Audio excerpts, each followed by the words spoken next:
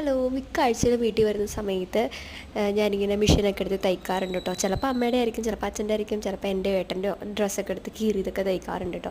Machine ഇരുന്ന് കേടായി പോകാതിരിക്കാൻ വേണ്ടിയിട്ട്. അത് കഴിഞ്ഞ് പുറത്തിറങ്ങിയപ്പോഴത്തേക്ക് ഏട്ടൻ്റെ അവിടെ നിന്നിട്ട് ബൈക്ക് കഴുകുന്നുണ്ടായിരുന്നു. ബൈക്ക് ഇപ്പോൾ കുറേ ആയൊന്ന് നന്നായിട്ടൊന്ന് കഴുകിയിട്ട്.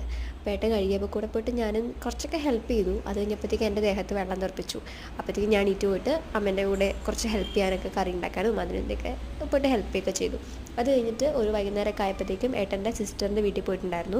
അവിടെ കുഞ്ഞിൻ്റെ ബർത്ത്ഡേ ആയിരുന്നു. അപ്പോൾ ബർത്ത്ഡേയുടെ ഡേറ്റ് ഉണ്ടെന്ന് നമുക്ക് പോകാൻ പറ്റില്ല. പിന്നെ നമ്മൾ ഈ ആഴ്ച വന്നപ്പോഴത്തേക്കും കുറച്ച് ഗിഫ്റ്റൊക്കെ ആയിട്ട് അങ്ങോട്ട് പോയിട്ടുണ്ടായിരുന്നു കേട്ടോ.